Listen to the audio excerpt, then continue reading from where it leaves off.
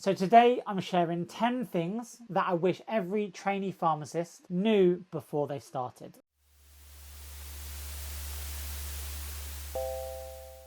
Are you starting your trainee pharmacist year? If so, watch this video. So firstly, congratulations. You've just started your training year or about to start it. This is the start of your exciting career, but also a very nerve-wracking time, hence why I've made this video. And over the next 12 months, you'll learn how to cancel patients effectively, prescribe independently, so win for pharmacy, work alongside experienced healthcare professionals from all walks of life and all different professions. You'll learn how to make clinical decisions that are both safe, effective, and timely, and you'll actually get pretty good at it. So let me reassure you now, the feeling of apprehension, the feeling of nerves, the feeling of am I ready for this are completely natural. Every pharmacist, including myself, and every senior consultant pharmacist that you're aware of has been exactly where you are. So the purpose of this video isn't to tell you how to become the perfect trainee, it's to help you become confident, safe, and a reflective pharmacist to flourish in your year but also in your career. We are setting the foundations to your career in this year and allowing you to become the best pharmacist and have the best career possible. I've worked with and supported many trainee pharmacists, and the ones that really thrive throughout this year and beyond are the ones that approach this year with the right mindset and attitude. So today I'm sharing 10 things that I wish every trainee pharmacist knew before they started. So my first top tip, grow over prove.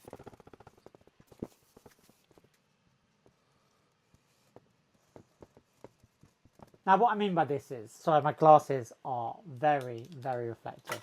Apologies. Now this is probably the biggest lesson I can give you. Stop trying to prove you're the perfect pharmacist. This is your training year. You're not meant to be a pharmacist yet. And you are not expected to know everything. The GPhC does not expect that. Your supervisor does not expect that. Nobody is expecting perfection yet anyway. Your foundation year exists for you to develop and flourish. So shift your mindset from I need to impress everyone to I want to leave this session, this scenario, this patient experience knowing something that I did not know before. I want to become better than I was yesterday. That is how you'll progress with that mindset in your year and beyond in your career. No pharmacist knows everything, no matter how experienced they are. My next point is to ask questions. Questions are our friend. You have a year of basically understanding, experiencing, and immersing yourself in the pharmacy world. Now there are stupid questions, I will say that, but majority of them are not stupid. Be curious, show clinical reasoning, but never to be afraid to ask a question to clarify and solidify your learning. But before asking, have a little think. Do you know the answer? Can you find out the answer? What do you already know? Can you start trying to link those points together to form an element of an answer and maybe lead with your question with, is this right? This demonstrates intuitiveness rather than dependency, which is great for a pharmacist. See if you can work out the answer. There's going to be a period in the very near future when you are on your own, maybe in an on-call setting, and you have to problem solve. So why not do it in the very protected and supported environment that is your trainee year? And the best pharmacists that I know still ask questions to clarify their learning, to clarify their understanding, and to allow them to best respond when needed. So my next point leads on from questions, and it is kind of linked, but it's related to using your supervisor. So your supervisor, they may be called different things in different places, but supervisor, ES, so educational supervisor, rotational supervisor, whatever they are, wherever you are, use them. They're there for a reason. So ahead of your meetings with them, prepare what you want to go through. Have a little think, be preemptive, ask for feedback at the right time, and also hold honest conversations. Be honest with yourself and be honest with where you're at, what you're struggling with. As I mentioned in point 1, we are not expecting perfection. We are expecting an open, reflective pharmacist who will allow them to become better. Your designated supervisor, your educational supervisors aren't there just to do the paperwork for the year. They're your coach, they're your mentor. Before every meeting, ask yourself some questions. What's going well? What am I finding difficult? What feedback do I need? The better prepared you are for these mini meetings, the more valuable the conversations will be, and the more you will get out of it, and the sweeter taste you will leave in your educational supervisor's mouth, which when it comes to interviews, if you are going to apply for a qualified pharmacist role at the hospital or workplace you're currently at, that goes a long way. So point number 4, and this comes back to you understanding, as I'm sure you're fully aware, that the exam is coming. And I want to write it on here, but that doesn't mean we're talking about the exam in this point. My point 4 is learning from your patients. And what I mean by that is your patients, your scenarios, your experiences throughout the year will shape your learning. Trainees often overcomplicate their year. They make these elaborate revision plans, they buy these books, they sit down with a BNF and go by it page by page, highlight by highlight, to try and understand every chapter, every word. Now, I don't think learning should be done that way. I think you should use your patience, you should use your experiences, and you should use the scenarios that happened that day to shape your revision, your learning calendar. Had someone with heart failure, guess what you're doing that night? Go home and revise heart failure that night. Link it to the patient you've just seen. Fits in the dome a lot easier, I promise. Those synapses start firing with real life examples, and you can link your heart failure medicines and what the heart failure condition is to that patient, Susan Bond. And that connection allows us to remember things easier. Also, if you counsel someone on a Pixaban, guess what you're doing tonight? You're looking at the Pixaban counselling guidelines. Learning like this, linking it to real patients, real situations, real examples, really solidifies that learning and allows you to draw on it by using those association things, and allows you to remember things a lot better. You may already do it. If not, definitely give it a go. And alongside this, when you are doing your learning from patients, have a log of what you've done. So whether that be interventions or errors that you've made, or conditions that you've seen, anything, because keeping a log allows it to be real life, allows you to link back to what you've seen, allows you to revise it in a very formal manner, and allows you to create some talking points to really stimulate your learning. Every day you'll come across something new, therefore you have a lot to forget, but putting in a log allows you to dive back into that situation and really understand it with a real life example. So keep a log on your phone, write it down, not because it's another portfolio requirement, but because the year is short, but it is also very full, and therefore you will not remember everything that you do. So writing it down, simple note in your phone, allows you to create that log of what you've done and why you did it, what went well, what didn't go so well, add some reflection in there, and you are on to a winner. And at the end of the year, when you come to do your revision, you have your own personalized revision guide of what you've seen and allow you to apply that learning to real patient and really solidify that memory bank. Now, point 6, you're obviously going through the year with colleagues, and those colleagues are all from different places, have different backgrounds, have different universities that you've been to. So stop comparing is my next point. This is point 6, I believe. Stop comparing.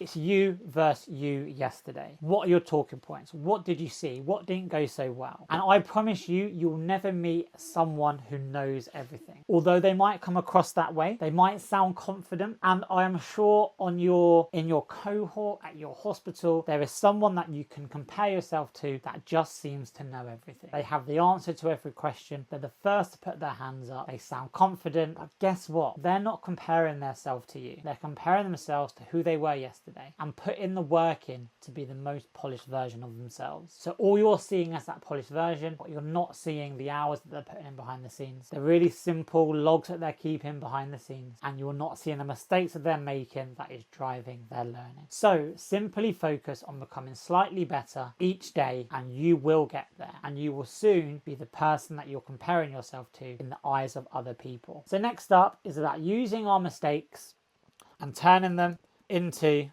positives, if I can spell. So mistakes, again, drive our learning. So mistakes lead to our learning. And that is included in here is our reflection, where our gap was, to drive what we need to learn.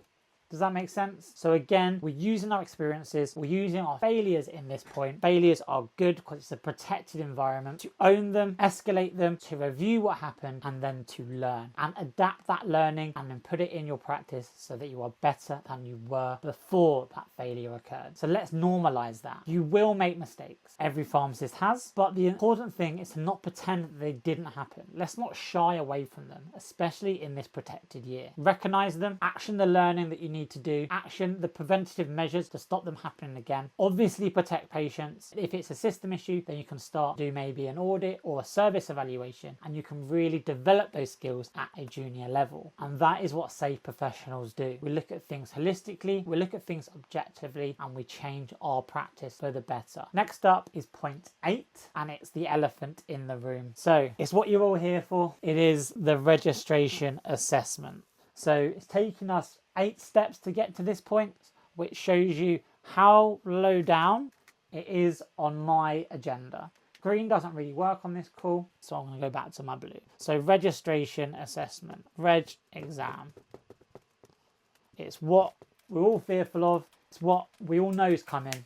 And I just want to say, do not change your approach to an exam that has got you this far. You have done many exams at university. You have done many exams at A-levels. You know how you work. Let's not change the goalposts here. If you're a crammer, guess what? I think you should cram. If you start learning and you're one that can just chip away day and day, then guess what? Maybe the approach of doing little and often but over a longer period of time is for you. It is a long year. Do not start revising on day one. If I'm honest, anything pre-December, I would actively discourage, but you know you best. But what I would say is that every day you are learning, we're keeping those logs. We're understanding that our revision is being guided by our current practice. So you are learning every day, and it may be at the end we just put that last push in. But on this topic, I do see trainees making 1 or 2 mistakes. They ignore that the registration assessment is until spring, and it kind of springs upon them, or they start revising 10 hours a day in August, and it is just not sustainable. On top of a working day, and on top of all the work-based assessments that you have to do, you will burn out. And let's get to the exam the most refreshed and confident we can be. We do not want you to burn out come November, and I have seen it. Neither is ideal, whether you're forgetting about the exam or you burn out before you get to the exam. So understand the assessment, look at it, understand the requirements and the competencies and everything that's expected of you during this year, and then relax into the framework. Use the support of your educational supervisor, use the support of your training place, and let your clinical practice build over time from your experiences and the situations you find yourself in and the patients that you see. So when revision does start properly, you've got a bank of experience to make that revision that much more real when you can link it to patient. You're building the solid foundation from day one, but you're not worried about the exam and probably until month